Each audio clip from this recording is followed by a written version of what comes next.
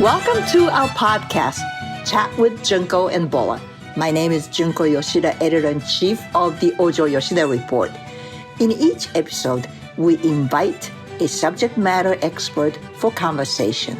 We ask probing questions to provide our listeners insight and clarity on the news of the moment. That cruise camera. So the wide-angle side camera had the pedestrian's legs in view the entire dragging sequence.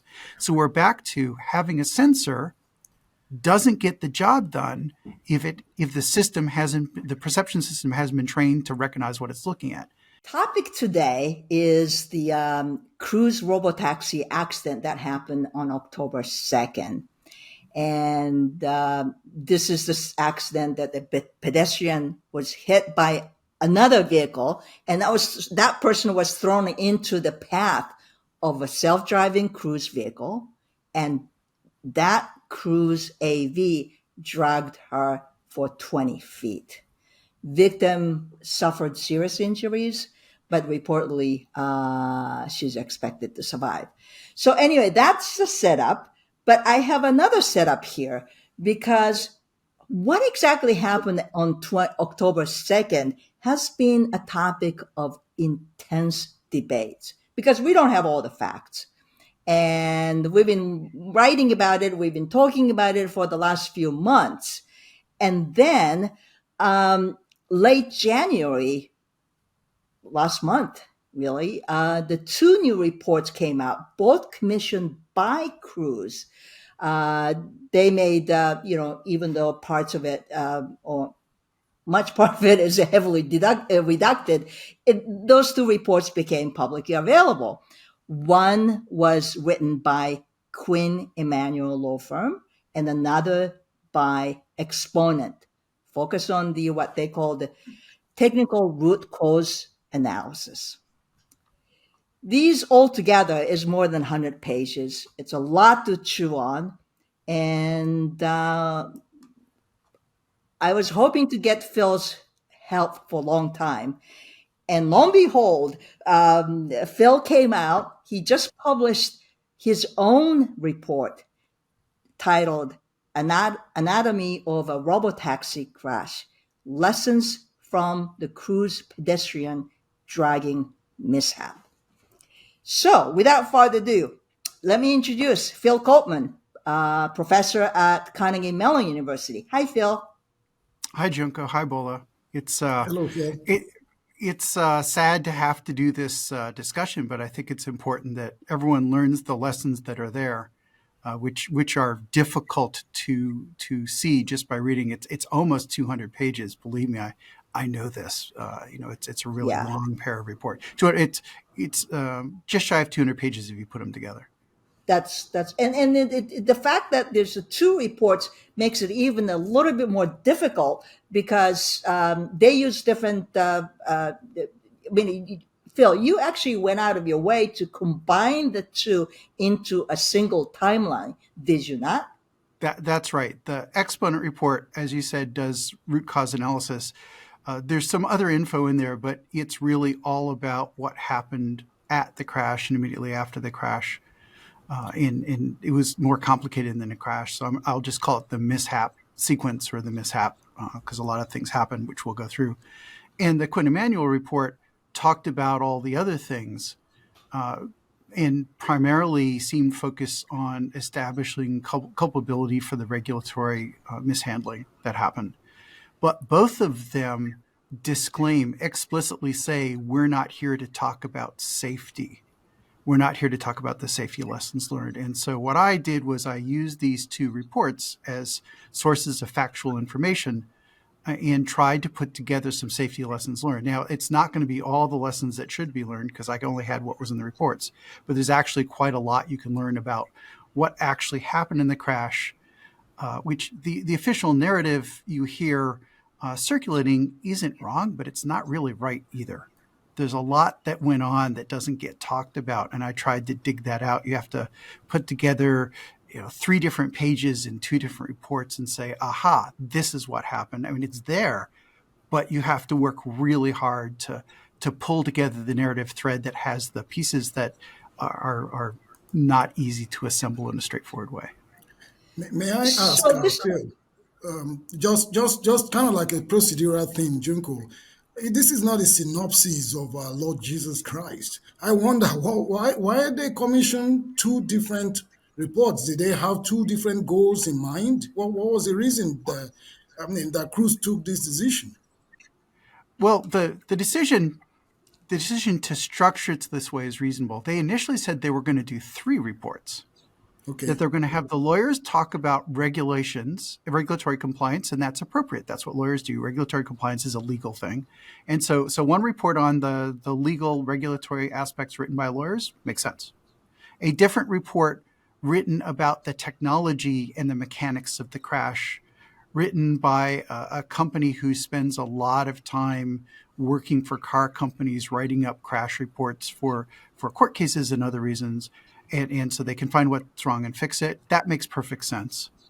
But the third, and so having specialists in both makes sense.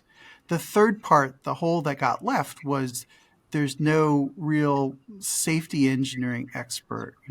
Crash reconstruction is what happens after the crash. And they can say, in this particular crash, you could have changed this thing. And they do a little bit of that. But what's missing is the whole, well, why did this crash happen? How do you prevent it from happening at a high level safety engineering process level? And instead of saying, well, it would be nice to have a sensor here, which Exponent kind of does. We'll get to that, right? But the Exponent thing is, well, if you had a sensor here, this would have been better. And the question I like to ask in addition to that is, well, why did nobody think to put a sensor there beforehand? Was it foreseeable? Were they managing their hazards? Was the process reasonable? Was this just something slipped through the cracks? Or is this a major process hole that this is the crash that happened, but it could have been 100 others, and how do you fill that big hole? And so that's how I come at it. I can't make all the recommendations at that level because I don't have the information, because neither report really talks about their safety process.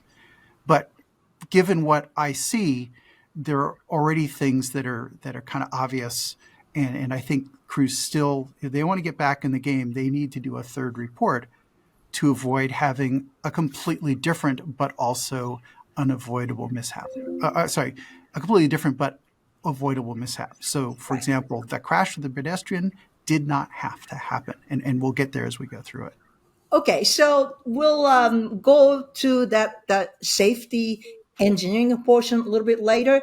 But first, I want to set the stage so that Phil can reconstruct the. We don't have a video, but we actually have the timeline. It's all laid out in both reports, plus the Phil actually filling the blanks in terms of put the two together to create the timeline.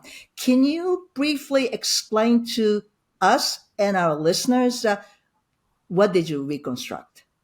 Well, I can walk through it. I'm not going to read every single thing. It's a 17-page paper, which in small page format, so that's better than 200 pages, but it's still, it's still a lot. What's in the paper? Let me tell you what's in the paper, and then I can sort of high level walk through people through so they're oriented, but we're not going to get all the details. In the paper, there are 3 timelines. One is the seconds before and after the crash. And so that's about what actually happened, the mishap. Okay. The second timeline is what happened that same day. And so that's about emergency responders and the Cruise immediate response and things like this.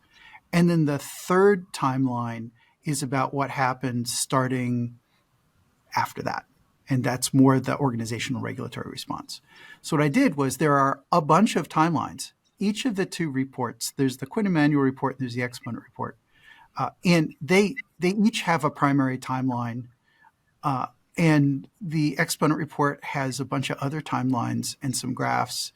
And so it actually takes more work than you might believe to put all these pieces together, especially since the connection to the remote assistance was happening while the car was still moving. And there's nowhere in the reports where it puts those pieces together. So when you start putting those pieces together and you start taking some of the written text that, if put on the timeline, makes it more informative, then you get a clear picture. And so that's what I did. And if you read the paper I wrote, there's it's QER, which is Quinn Emanuel report, and EXPR, Exponent report. You'll see in some places every sentence, see Exponent report this page, see QER this page, and you have to put all these pages together to really get the picture. Yeah. All right. So if you need some bedtime reading, there, it's all there. But I No, think what we're doing the Cliff's Notes here to walk people through what happened. But everything I say, I say it, but then I say, here's where in the report you can find it to double check me.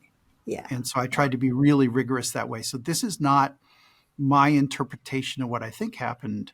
This is my reformatting and retelling the story in a more accessible way of what Cruise own independent, what Cruise only own external reports said. That's what it is. So retelling the story based on what they said. Great. That makes it very, very clear. Thank you. And I wouldn't recommend this for bedtime reading, by the way, because it's so gripping. You can't go to sleep. That's my thing. This is the only scholarly paper I've written where people have said that. So I'm glad that it communicates effectively. Yeah. All right. So, can you walk us through that, Sure. leading up to the crash? What was actually the car was seeing? What was happening in the next lane and all that a little bit? Sure. So let's break it down, and I'll start by saying up until the time the pedestrian was hit by the other car, and then we can go from there. So let's do it in chunks just to keep it manageable, and then break and do back and forth.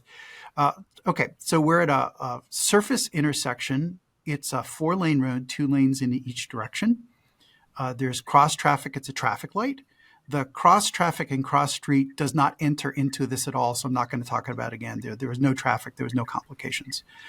And again, all this is per the report, so if there's anything not in the report, there's no way for me to know about it. And so you have a Nissan, and I'll just call it the Nissan, driven by a person. And it's in the center more of the 2 lanes. So the Nissan has the double yellow line on the Nissan's left, and there's a lane marker, and then on the right is the Cruise AV. So the Cruise is on the curb lane, the Nissan's in the more center lane, the fast lane, as some people call it, okay? And they're both stopped at a stoplight. While they're stopped at the stoplight, and a pedestrian starts crossing the side street parallel to them. So if you're in the Cruise vehicle, you're seeing a pedestrian on the marked crosswalk, the zebra crossing slightly to your right, walking away from you.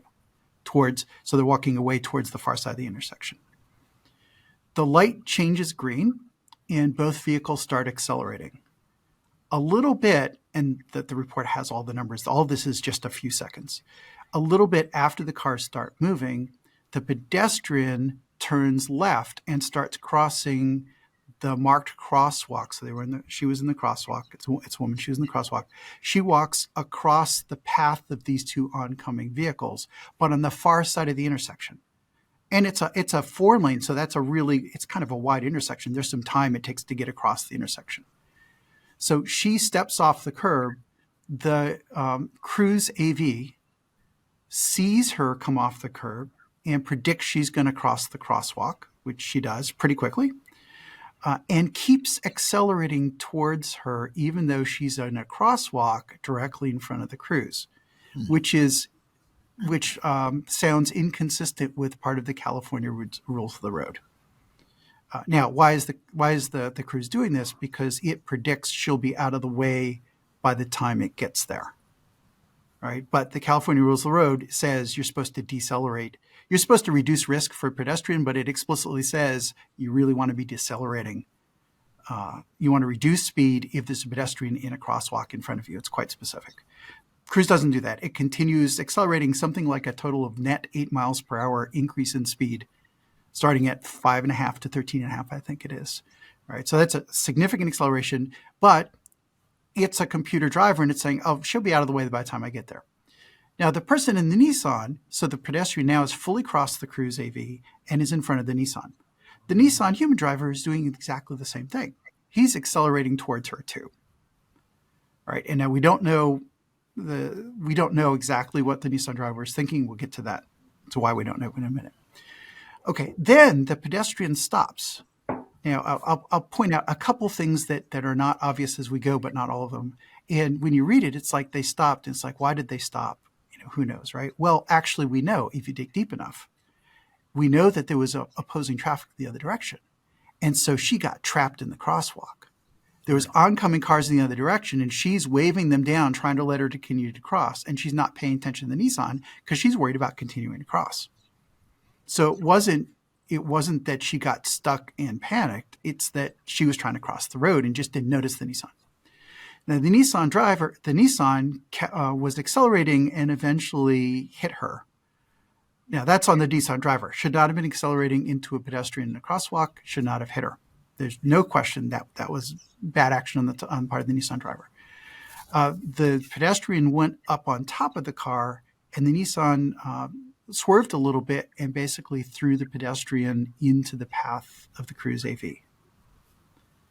But before we go there, during this sequence, the Cruise tracked the pedestrian all the way across the crosswalk, tracked the pedestrian up to the moment of impact with the Nissan, tracked the Nissan. And there's video, and the info is all coming from videos from the Cruise vehicle. So everything I'm telling you, they know because the Cruise vehicle saw it, which means the Cruise computer could have used the information if it were programmed appropriately. And you see brake lights. So the Cruise is behind the Nissan, and it sees brake lights, and it sees the Nissan dramatically decelerate. The report is a little inconsistent here, but basically the Nissan is stopping completely at or slightly before the time the Cruise vehicle hits the pedestrian. So you see a vehicle and a pedestrian. You see them both. You have tracking information showing they're going to collide. Then you see the Nissan brake dramatically. What's the Cruise vehicle doing? It's accelerating. It pauses acceleration but does not slow down about the time the pedestrian is stuck in the intersection. And then as soon as it loses track of the pedestrian, it starts accelerating again, as if the pedestrian didn't exist anymore. So almost time for a break. So what's happening is the Cruise tracks the Nissan and the pedestrian, but does not recognize a collision. The tracking information is there, but it never says, wait a minute, these two things are going to collide. It doesn't understand that it doesn't say there's a collision. It just says object A, object B, whatever, objects. The collision happens, and then it loses track with the Nissan, and then it loses track. And what does it do when it loses track? It starts accelerating some more. Not crazily, but there's a definite speed increase afterwards. So let me pause there for discussion. But that's up until the pedestrian. The initial impact was a Nissan driven by a human driver. That driver was acting badly. There's no question whatsoever about that. Nissan stops though, right? The Nissan, after impact, stops. Okay. One can speculate the human driver said, oh, I hit something. Right. And panic stop. Now the sequel to that is then the Nissan driver takes off later. It's a hit and run. Just so we understand. So that's why we don't know anything about the Nissan driver. It's hit and run, and they still have not apprehended that driver. Now, for the whole time, which is kind of interesting to me, that the Cruise AV comes with a lot of different sensors.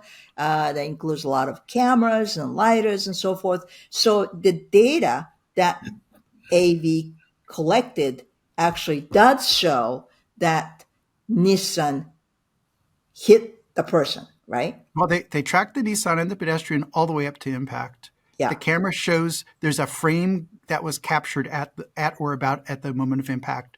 So it's unambiguous. They have that data, and that's the data Cruise was very eager to show the authorities so they could say the Nissan driver caused this crash. And it is true. The Nissan driver caused the first impact. What they don't talk about as much is they had an opportunity to not be there when the bad thing happened. Right. They could have seen the pedestrian in the crosswalk and said, there's a pedestrian in this crosswalk. Let's not accelerate into her. They could have also seen, and they also saw, but did not detect, a collision was about to happen a few feet away in an adjacent lane, and decided this would be a good time to decelerate, because we know that saying that a collision between a car and a pedestrian is rare doesn't mean it won't happen. It does happen frequently. Right. And it should be no surprise to a safety engineer that it's going to be hard to predict what happens to the pedestrian next, other than there is a substantial risk it's going to be in your lane, because that's a thing.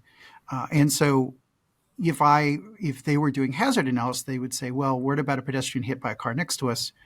The risk is going to be that the pedestrian gets thrown into our lane. And what's the mitigation? The mitigation is if you see a pedestrian about to be hit, you should be slowing down to reduce the impact speed, but also because it gives you more time to react to whatever. So they say it's hard to predict where the pedestrian is going to end up. And my response to that is that's exactly why you want to be slowing down, to give yourself time to deal with whatever is going to happen, because you don't know what's going to happen. Right. Implied in what you just, in your analysis now, Phil, is this fact that the cruise car had all the information to take a decision, right?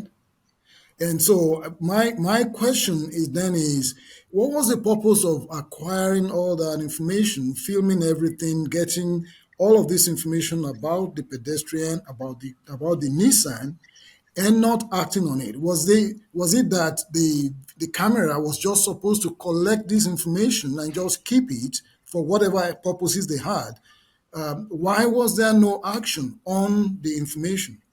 I know it's speculation on your part, but I'm curious. Well, the data collection is routine because they're still developing the technology. This is still technology undergoing tests. Now, they have a deployment permit, but the reality is they're still collecting data. They're still improving the system. So some people would call that road testing. There's no point sort of going there. But they're collecting the data so that if something less than perfect happens, they have the data to figure out what happened. And that's okay. That's appropriate. That's what they should be doing. The other half of that is the real concern here from a safety engineering point of view is it did not know that this car was going to hit this pedestrian. And that suggests a design gap where it's not modeling pedestrian interactions with other vehicles. Now, you could see that someone who's worried about your own car hitting a pedestrian would be very good at tracking where you're going to hit them. And there's every indication they do that. And they said, we're not going to hit, so we'll keep accelerating. That's less than good defensive driving. But apparently another car hitting a pedestrian was just not a concept it had been programmed with. Or if it had been programmed with that concept was not invoked in this particular situation. Right. So it's the easiest way to model is it's sort of a design gap. It had the info because it needs the info, and it had not occurred to, or they had not gotten around to, hard to know, that they need to deal with a different vehicle hitting a pedestrian because if they're involved in whatever happens next, it's going to be a problem. Yeah. Well, design gap is a very crisp way to describe the situation because they had the information, but they didn't act on it because they didn't know how to comprehend. I mean, they didn't know what to do with it, right? I mean, it wasn't programmed. That's apparently the case. Now, what I'm about to say is somewhat speculative, but based on how the industry works. The way the industry works is they collect up a big pile of scenarios. And if it's a scenario they've designed in, it knows what to do. And if it's a scenario they haven't designed in, often called an edge case, they don't know what to do, and the vehicle does something that to a human driver would seem like it lacks common sense because these vehicles do not have common sense. They have a pile of scenarios, and they know what to do if they know what to do.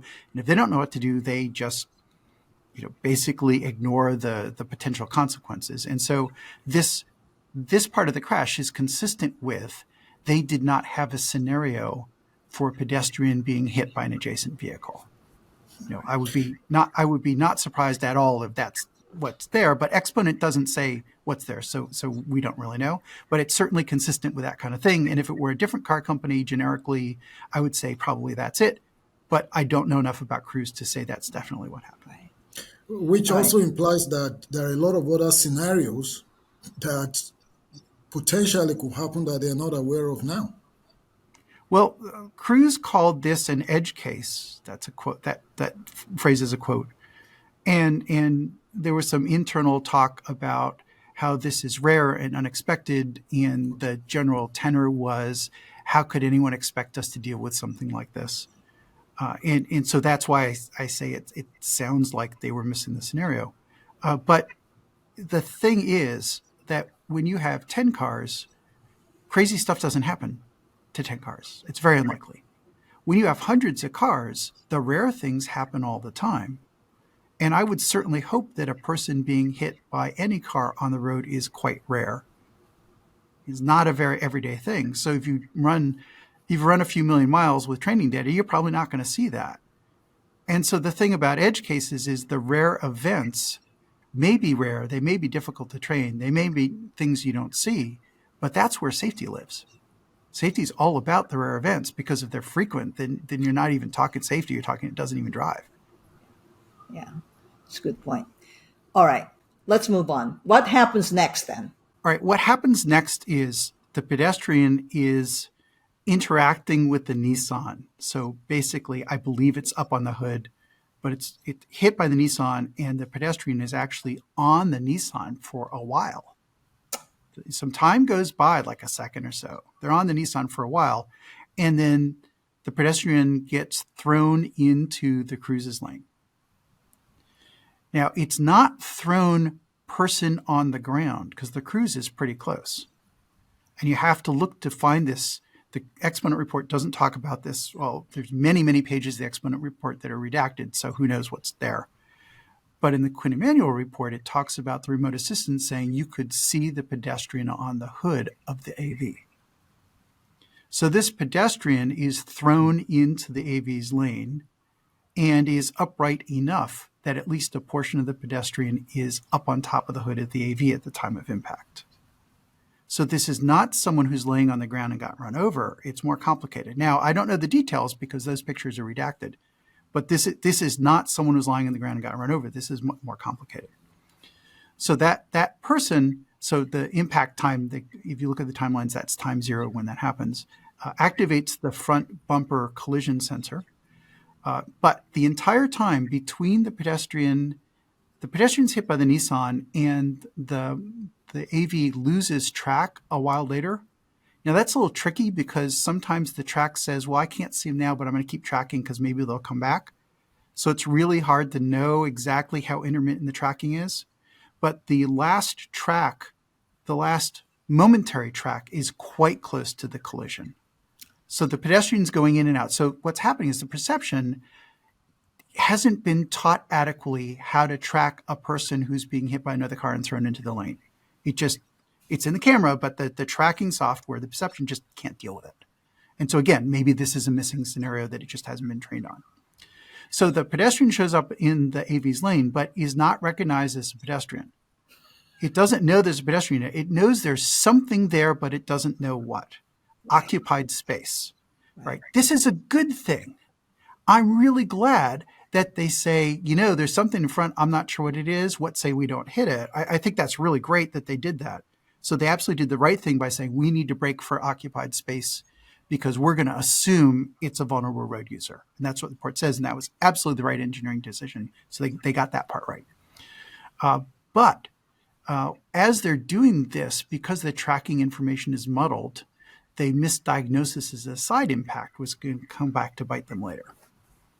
But we're going to do the later part later. So they hit the pedestrian. Pedestrian's the pedestrian is probably partially on the hood, probably not entirely, but we don't know. And then goes under the vehicle and is run over by the left front wheel. And they know that because the anti-lock braking, the traction control, sees an anomaly and say, okay, that was the pedestrian going under the wheel. The Cruise said the vehicle braked aggressively before impact. That's almost true.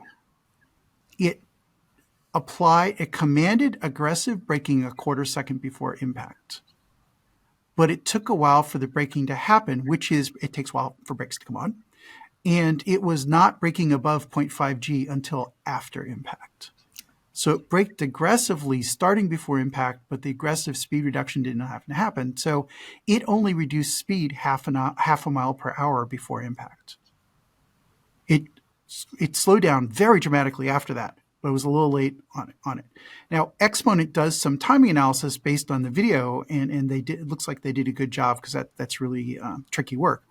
What they said was about 3/4 of a second before impact, they detected the pedestrian in the path. So our path is not clear. We have an unknown thing in our way happened.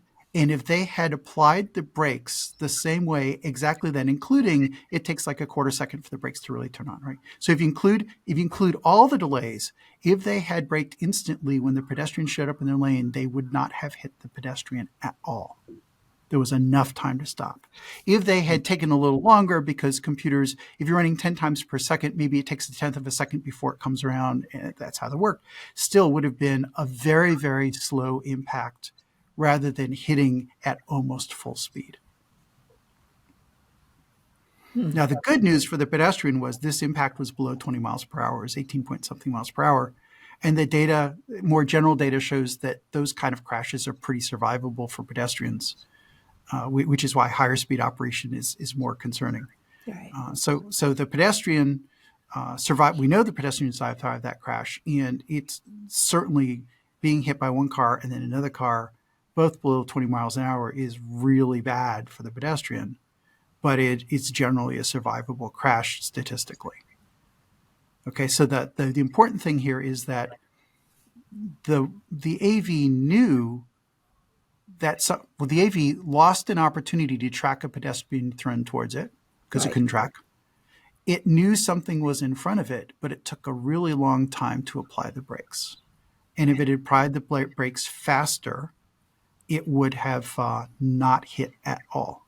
Now, there are engineering reasons to take a while. You don't want to be panic stopping all the time because somebody hit you from behind. Right. Now, we don't know why it took that long. There are possible reasons, but the fact is it took that long, and it made the impact speed much higher. Had it known this was there's something that it occupied space, that you used the word, had it known, if the AV knew it was a person, they could have taken they could have done braking faster, you think? They assumed it was a person. That was their response to a person in their lane, because they say occupied space we assume is a person. Okay. So they did the right thing there. Okay. One can speculate they wait a while to make sure there's something there before they slam on the brakes to avoid getting rear-ended. Yeah. And that's an engineering trade-off that makes sense in a general context. But in this context, it was a problem for them. There's a trade-off in this technology of false positive, false negatives. You can't be perfect. And if you wait a little while to be sure, that reduces the amount of times you get hit from behind by other cars for phantom braking. Yeah. But also increases the risk of actually hitting something. Yeah. But remember, this is not in isolation. They were already going really fast because they'd missed a bunch of opportunities to know that something bad was happening. Yeah. They missed an opportunity to see the pedestrian being thrown towards them. Yeah. And then they missed an opportunity to brake instantly. So you can defend each one of these as an engineering trade-off in isolation, but end to end, it really lines up to show there's a really big gap in capability here.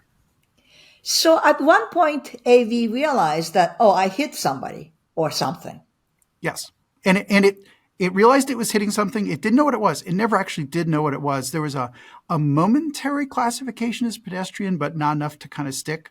Because these things will say, they'll randomly say a bunch of things, and it looks for a stable prediction. Again, that's a technique to get good outcomes, but it takes time. Right, that's another engineering trade-off. So it never actually knew there was a pedestrian under the vehicle. It knew it had hit something. It knew it was hitting something, and then it didn't know there was something under it. So by the time it stopped, in retrospect, you can deduce it could have known there was something under it, but at the time it did not know there was something under it. Right. And it took a while for the AV to realize something is underneath, right? A lot longer. Let's pause. So we're at the AV has stopped now. It stopped really. It actually did brake. It braked really aggressively. Well, just a little bit late. Okay, Yeah. so brake aggressively, it comes to a stop, momentary stop. Any more there, or continue on to the next piece? Yep. Well, let's talk about the next phase. This is a kind of interesting thing because I write about whenever I write about the autonomous vehicle, I talk to engineers and engineers say, Junko, you don't have to worry about it because the AV knows how to do the minimum risk, what do you call it? Mitigation action? Minimal risk condition, Yeah. sometimes accomplished by what's called, that's a defined term of a minimal risk maneuver, which is undefined but in common use. Yeah, that's right. Yeah. They Now they also yeah. told you that the sensors will see everything and they have fast reaction times. Right. But what we found out is the sensor seeing it is only part of the story. They have to know how to track it, and they weren't able to track it. And the fast response time only happens if they have the information to trigger the fast response time. And it took it a long time. It applied, this is not in the report. I would not be surprised if it applied brakes faster than any human driver could possibly apply them. The catch is, and the report says a human driver could not have stopped in time to avoid a collision, and that's true. But we were promised superhuman speed on computers, and this computer had a lot of time to initiate braking way before it did. So you have to ask which standard you're applying to, right? Yeah. So Good point. okay, so I'm just sort of pointing out what is. What should be is a different discussion. We can go there later. Gotcha. Let's stay with what is. Okay. Okay. Okay. So the AV comes to a stop for about 1/10 of a second. In fact, there's a thing in the Exponent report saying we decided to call it here because it's actually rocking back and forth on its suspension. It never actually stops. But at some point, the body of the car comes to rest momentarily, and we're going to take that as, we can go from there. So it's stopping for 1/10 of a second. So it's jamming on the brakes. The car lurches a little bit, and it says, okay, time for a minimal risk condition maneuver. And they say, well, this is what you're supposed to do to make the car safe. That's not entirely true. You could stop in lane, and that could also be a minimum risk condition. The definition permits that. The definition needs to be improved. I'm on the committee that is working on that. We'll see how that turns out. But the idea of a minimum risk condition is if you're blocking traffic for no reason, you need to get the car in a safe state. So after something bad happens, actually, it's more general. If you lose control of your brakes, if you lose control of steering, if you hit something, if your LiDAR fails, if anything bad happens, you should bring the car to a safe stop state. So a safe stop state is minimal risk condition. And generally, Cruise had been criticized severely for stranding cars in the middle of the road and blocking things. So there's going to be engineering incentive. Now, the report doesn't talk about this, but there's clearly engineering incentive to get the car out of the travel lane so they don't get yelled at again. And I get that, right? So if you are 100% sure that there's nothing that is dangerous, nothing bad will happen if you move the car, you can automate moving the car. Now, they've had a lot of issues. They say a very high fraction of the time they successfully move the car. A small fraction of the time they don't, but that small fraction is persistent enough that it makes the news all the time. So sounds like they were trying to aggressively automate getting the car out of the way. And that's responsive to a lot of stakeholders like the fire trucks who got blocked, things like this. Right. But in this case, there was a pedestrian under the vehicle and their computer did not know there was a pedestrian under the vehicle. And we're back to the programming issues. And if they had had a human, I call it an in-car valet, someone riding in the passenger seat whose job it is to get it out of the way after a shutdown, the computer is good at shutting down when it needs to. Once it figures out to shut down, it's very good at executing a shutdown. And then I think there should always have been someone in the front passenger seat whose job it was to jump out, get in the driver's seat, and move the car out of the way so that you wouldn't get it wrong. And this is an instance where they got it wrong. Sometimes, mostly it was just because it was having trouble doing that safely, but in this case, it really went bad. A person in the car would know, a human driver would know, I just hit someone, I don't see the pedestrian, I think I need to get out of the car and see what's going on before I start moving the car around. Especially since they would have also probably felt the vertical motion as the front wheel ran over the pedestrian. It's hard not to notice things like this. So they would have known there was a problem. You don't want to be moving that car till you're absolutely sure what this situation is. And the car just had no idea. Now, the remote assistance in Arizona connected to the car 5 seconds later. Now it's a little tricky. You have to read carefully, but it sounds like what they get fed is some time delay video sequences, and they have live audio with the emergency responders, but it sounds like the video is time delayed. But within 5 seconds, they're starting to see video that's going to show them the crash. So the car had access to remote help, but a tenth of a second after stopping, it was taken off. So by the time they connected, it was already doing a pullover maneuver. So in this case, Cruise says our minimum risk condition is pulled to the side of the road. Find a place at the side of the road to pull over to. There's some technical things about there was actually a mapping issue that it shouldn't have tried to pull over, but it did. And that's kind of beside the point, because if it could have pulled over, it would have pulled over. And the rest of it is just happenstance of the circumstance. So it's pulling over and dragging the pedestrian under. Sorry, go ahead again, Bob. May I play the devil's advocate here? You talked about, let's say there was a passenger driver inside the vehicle. Isn't the assumption that that person's reaction time will not be as swift as that of the AV itself? Absolutely. So if you had a human safety driver, they probably would have. One hopes they would have slowed the vehicle down, noticing a pedestrian about to be hit in the lane. And they would have had multiple seconds to see the pedestrian being thrown towards them. So they would have had cues to stop before the pedestrian actually showed up in their lane. Okay. Now, if this is an in-car valet, which is not a safety driver, but just someone there to reposition the car after crash, they would not have stopped the impact. They would not, and you would not expect them to, and you would not hold them accountable because that's not their job. But what you would do is you would not program your cars to move after crash. You would say, after crash, computer, you don't move. There's a human there. Their job is to make sure any movement is safe. So that's the distinction I'm making. Excellent. Yeah. So it's doing a pull to the side of the road, MR, minimal risk condition. By the way, there's no requirement this be minimal in any sense at all. It's just a name. It's just a name. It means pull to the side of the road to get out of traffic, or come to a stop so you're not driving around with a computer that can't drive, right? It just means get the car someplace safe and stable, colloquially pull to the side of the road. Right, that's what it means. But it does not require you to pull over. It does not. That's just an interpretation. So it says, I'm going to get out of traffic. I'm going to take off. And it accelerates to more than 7 miles an hour and runs 20 feet with this poor pedestrian trapped underneath. Now, it could have gone up to 100 feet. So, and again, that's in the report. What I'm about to say isn't in the report, but it's just sort of common sense. In other words, it can sort of like hunt down the block for a parking spot or so, someplace to pull out of traffic for up to 100 feet, which yeah, that makes sense. If they're assuming that everything's okay, which it's not. It could have known there was a pedestrian under the car, but it didn't. Make sure I come back to that. So it's traveling down the street, accelerating up to 7 point something miles an hour, going 20 feet. And then it notices the rear wheel spinning. And it notices that its motion is not matching what's commanded.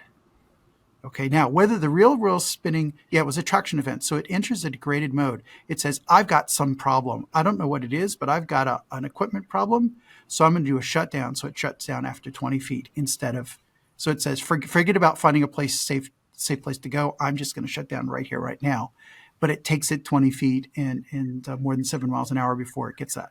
What was happening is the pedestrian's now trapped. The body of the pedestrian, and there's photos if you know where to look that showed up on social media.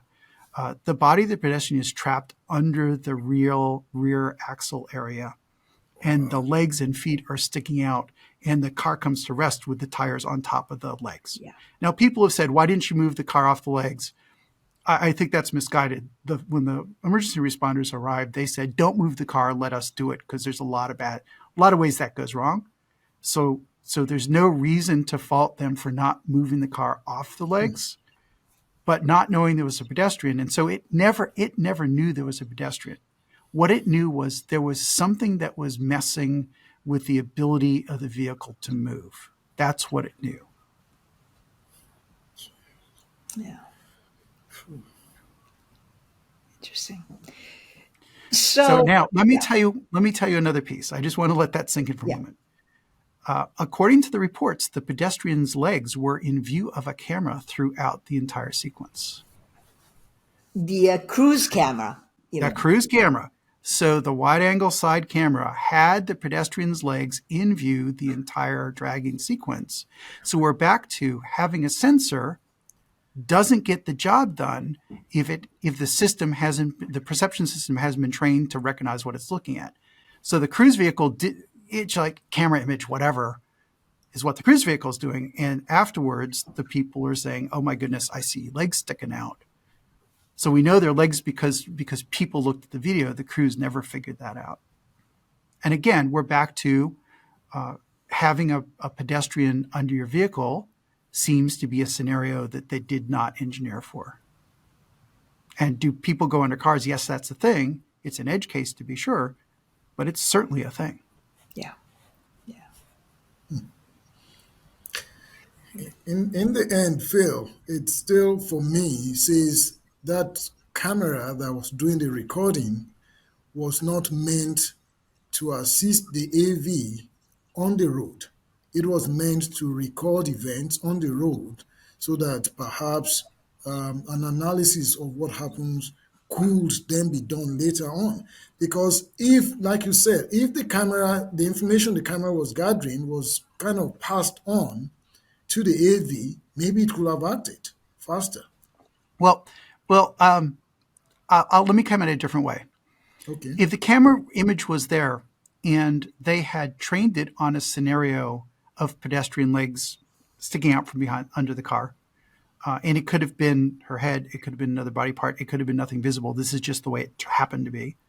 If they had trained it on how to use that camera to recognize that, it could have done it. So I don't think it was the case the camera's just there to record documentation. The cameras are there in general, and again, the Exponent report is so heavily redacted, we don't know the true answer. But in general, the cameras are there to help the computer drive the car. And what they see is only useful if it's been trained on the thing it's seeing. If it hasn't been trained, it's as if it doesn't exist. To me, it's sort of like two problems here. One is that we talk about the great advancement sensors made. Look, we can see things, from far away that we would know what it is, or maybe we know what something is out there, right? I mean, that's like a sensor has made great stride. And the On the catch other is hand, you don't know because of the sensor. You just have information that lets you know if you can that's figure out. that's what I'm And getting that's at, the gap. because That's the gap here. Yeah. it's a two wheels, because then that's when machine learning has to kick in, before even making a decision, understanding the situation. That part is, you call it, whether trained in the scenario, or that part of the process seems to be missing. Well, it's there, but it's going to be incomplete. Yeah. Right. And again, we don't know whether Cruise subscribes to the scenario theory. I'm just saying that that's what you hear about generally in the industry. But whatever they do ends up feeling like that. If there's something you don't train on, you're going to have trouble with it, whether you call it scenario or something else. Yeah. And people have had this. So everyone, I'm going to say probably, everyone has had an experience where they look at a picture and it takes them a second to figure out what they're looking at. Right. We've all said that, well, now I see it. Or there's if that's never happened to you, hard to believe. But if it hasn't, there's the optical illusion pictures that you can't see it until you do. And once you see it, you can't unsee it, right? Right. And that's the difference between sensor and perception.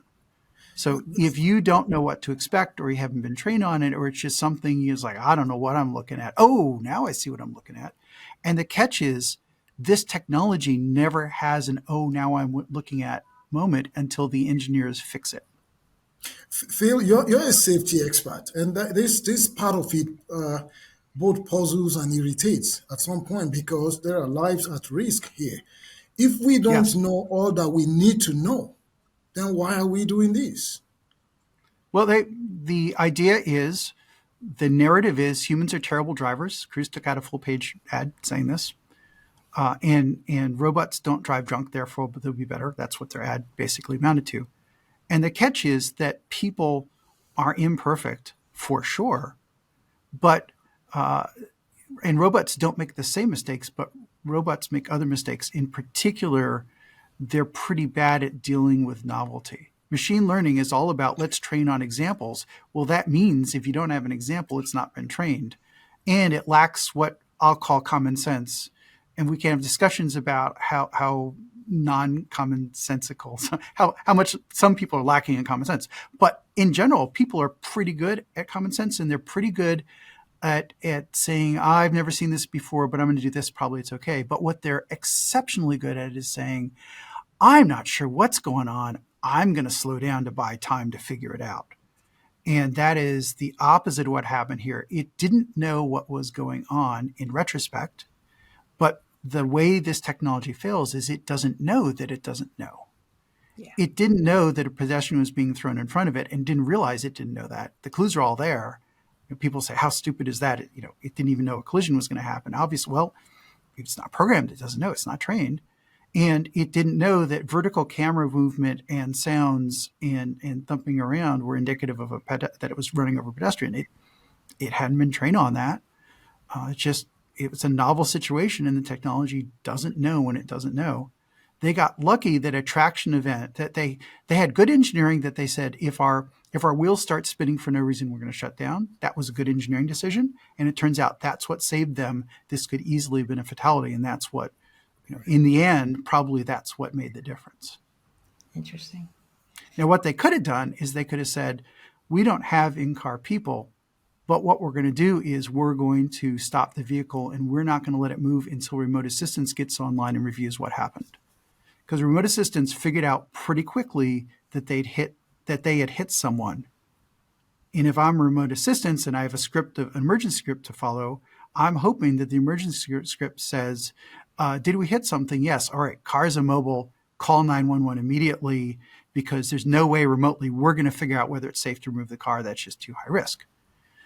So the remote assistants knew this. The exact timing is a little fuzzy, but the video got sent within 5 seconds, and it sounds like they reviewed it immediately, but that's not on the timeline. But for sure, pretty quickly, they knew they had hit someone, but they did not call 911. But they also, I'm not absolving them, but there was a problem of how the remote person categorized the severity of the accident, was it not? Well, they initially categorized it. This happened much later. This is tens of minutes later. Okay. They said this is the severity 1, which is minor. And the report doesn't really talk about who did that and how that happened. Yeah, okay. All right. Okay? Yeah. And it also doesn't talk about, it says they watched the video, that they were getting the video right away. It says they watched the video, but it does not say when they watched the video, and does not say what they thought, and does everything it can. The report does everything it can to make it appear that the remote assistants never talked to the Cruise Home Office. Oh. The story is the Cruise Home Office had to figure out themselves at early the next morning that the dragging had happened, that the remote assistants never told them about the dragging. That's the story in the reports. I see. But although they say some of this is not conclusive in weight of evidence, so there's room for doubt and whatever. I have no idea what really happened. Right. It's just that the story they're telling is nobody in Cruise knew the dragging had happened until after 4 a.m. the next morning. That's the story. That's the story. But as you said, the video was sent to Cruise headquarters in 5 seconds. Is that what you said? Well, it was sent to Arizona. Sent out from the vehicle to Arizona. Yeah. 5 seconds. It's only the initial impact, and they didn't get the dragging video until the next morning, and when they returned the car back to the car barn. So there's room for some reasonable doubt on whether or not the San Francisco team knew the dragging had happened based on the evidence. Although they sent on-scene people, so again, they got on-scene people there pretty quickly. This is good, and the on-scene people saw pretty strong evidence that a pedestrian had been dragged down the street. There were blood, there were skin patches. Any reasonable person would have said there's more to it than just it stopped on top of the person. But somehow that was also not communicated to the cruise people also in San Francisco. So the cruise story is the crisis response team and the incident response team. So incident response team and crisis management team did not understand about dragging for shore until the next morning around, let's call it right after 4 a.m. I see. All right. A lot of things could have, yeah. Yeah. All right. So let's step back a little bit. I mean, this is we have come to the point that where the pedestrian was actually dragged for 20 feet. Now, what I would like to do now is to have Phil explain. We talked about this in the very beginning of this podcast, the difference between the two reports, what's the purpose of it. But what struck me when I talked to Phil, he talked about safety engineering. And safety engineering is a terminology you think you understand, but I think a lot of people miss the point, because if Exponent looked at all the technology and went to the bottom of things, didn't they do the safety review? That would be the layman's interpretation. So I want to give floor to Phil to explain what exactly safety engineering, how would that be different of investigating the accident from the technical point of view? Okay, from an accident, a mishap investigation, you're looking for what went wrong, what caused this mishap, what lessons can we learn from this mishap, which is kind of as far as I can go in my paper because that's all the information I have. And so you'll see things like it didn't, and I'm not going to try and do all of them, but it was not apparent, and this is all apparently based on available information, it was not designed to detect that a pedestrian was going to be hit by an adjacent car. That should be addressed. It had trouble tracking a pedestrian being thrown into its lane. For sure, that will happen again someday. That needs to be addressed.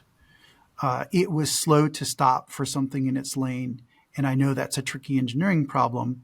And maybe you address that by being better at tracking things thrown at you, so you still can avoid the false stops. But you put that together as a package. You have to have an answer for that. It did not know that it had it lost track. It ran over someone and just seemed to forget the fact that it just run over someone and acted as if that just didn't happen. And so realizing that something bad happened and modifying the law, they said was, we thought it was a side impact, and unstated but implied is side impact, it bounced off us, so we're good. But they thought it was a side impact even though the front bumper had activated. So their collision geometry logic seems very much underdesigned. And I would question if you think there's a pedestrian involved, I question why you would move at all, right? So there's all these kind of things. But that doesn't ask the next set of questions, which is where you're going. So safety engineering, and I'm going to try and simplify this as much as I can because there's whole standards about this.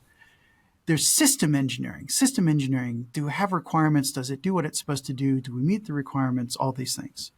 Safety engineering, you don't get it just by doing good system engineering because you might be missing safety requirements. So safety engineering is this parallel activity integrated in where you say, yeah, we want to drive it down the street and we know we're not supposed to hit things. Okay, fine. But you ask, what if?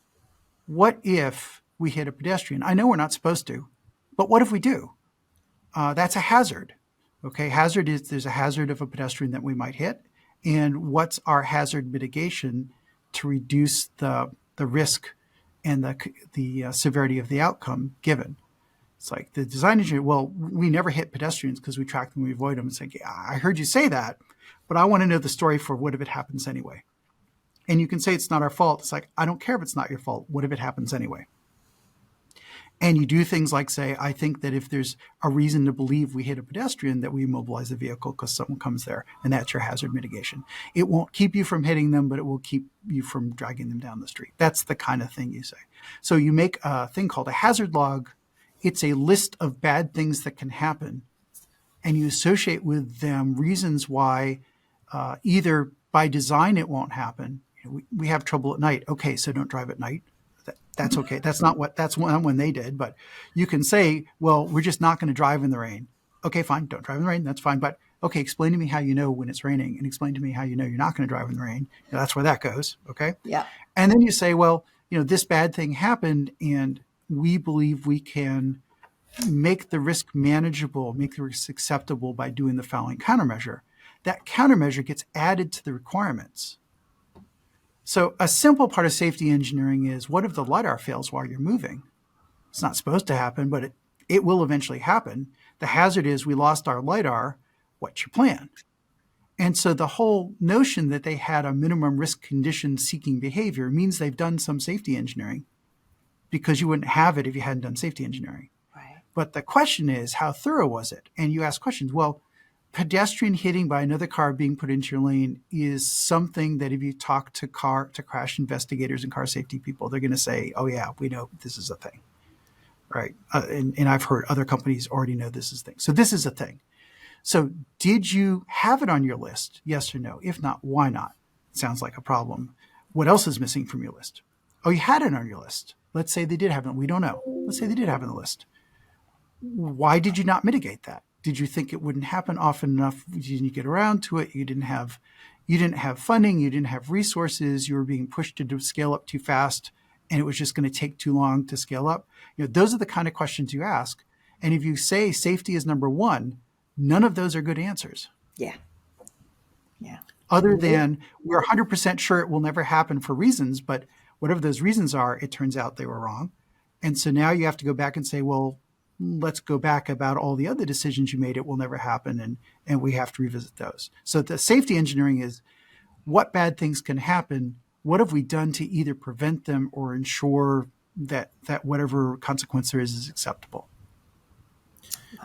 Are we able, Phil, to imagine all of the potentially bad things that can happen?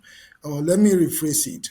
What do we need to do to make sure that we can imagine all of the things, or a high percentage of those potentially bad things that could happen? Somebody throwing eggs at the windshield or anything. I'm glad you made the difference, Bolo, between all and enough, because that's critical. Okay. You're not going to be perfect.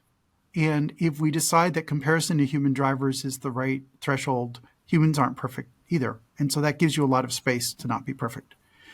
So what you need to do is get enough of the edge cases. That's the word they use. So an edge case, I actually have a definition of edge case, which might be different than the one they had in mind. But to me, an edge case is something that you haven't designed for. And there's the intuitive notion that edge cases are rare, but if you haven't designed for it, it's an edge case. And if it's a frequent edge case, that's a design problem. If the edge case is rare enough, maybe that's an acceptable risk. And so the question is, how often does that edge case happen? Part one. But part two is, how many edge cases are there, which is what you asked. And it's the combination of how many and how often, because you have an edge case that shows up once every billion miles. And that sounds okay. What if there's 1 million edge cases showing up every billion miles? Now you've got an edge case every 1,000 miles. You got a problem. And so it's the sort of the area under the curve that is the issue. And I don't think anyone really knows what the area under the curve is. Some of the companies talk about trying to measure this, but I haven't seen them publish. And so this technology will be partly acceptably safe when the edge cases are infrequent enough and the technology is successful enough, not perfect, that the total area under the curve of edge cases times severity gets to be better than human driver. There's other issues beyond that, but that's sort of the answer to that question. And no one knows how long that's going to take. Maybe some of the companies have a number. I don't know how long. Now, there's another thing that bears here, because I talked about severity. If you look at the Cruise Safety Report that they published, where they claimed we're safer than human drivers because fewer at-fault crashes, one of the things they talk about is severity of the crash. And severity of the crash is based on speed. And this is a case where the initial crash was just under 20 miles an hour, but the dragging happened at very low speed. So there's ways you can do harm that aren't impact and aren't speed, impact. And so that severity scale is missing some dimensions. So the point here is that severity is a lot more complicated than initial crash speed. There's a lot more going on there. There's a lot to chew on, and no, we could talk forever. But I think we're gonna put the URL down on this video, but we should definitely read at least the Phil's paper, but also we will make available the Quinn Emanuel's report, as well as the Exponent report that is actually attached as appendix. And this is something that we have been writing about for so many years. And I thought we have to take this moment to look back what went wrong, really. I mean, what we have learned. I agree. There's another thing I want to add to this, is that it's easy to get wrapped up in the technology. The reality is this poor woman was hit first by a human driver, but then hit by a robotaxi and then dragged down the street. And that is really horrific for her as an experience. It's easy to forget that this is a real person that never signed up to be part of the experiment who got involved. And you can say, as the reports say, this would never have happened if the Nissan had not hit the woman first. That's true. But there was a lot of avoidable harm that also happened after that. And so these are real people that are being put at risk. It's really important that these companies take that responsibility seriously, that these aren't volunteers. These are people put at risk, and they really need to behave in a responsible way and use all available knowledge. There's safety standards. Well, you asked about what about egg on the windshield and things like this. There's safety standards that go through all the processes. There's safety standards that have huge lists of what about this, what about this, what about this. And none of those lists are perfect. I don't think any of them talks about pedestrian dragging, but if you have a domain expert in car crashes, they're going to know about that. There's still room for the standards to improve.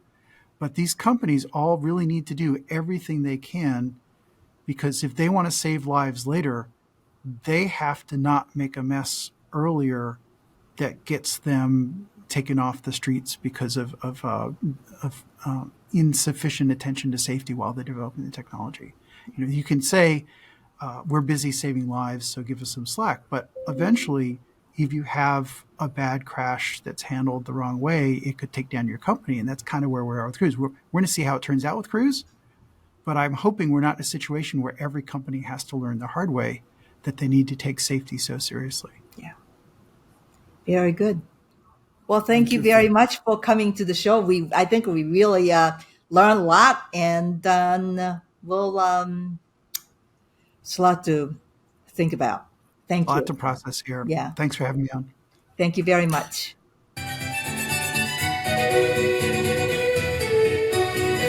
Thanks for tuning in to our latest chat with Junko and Bola.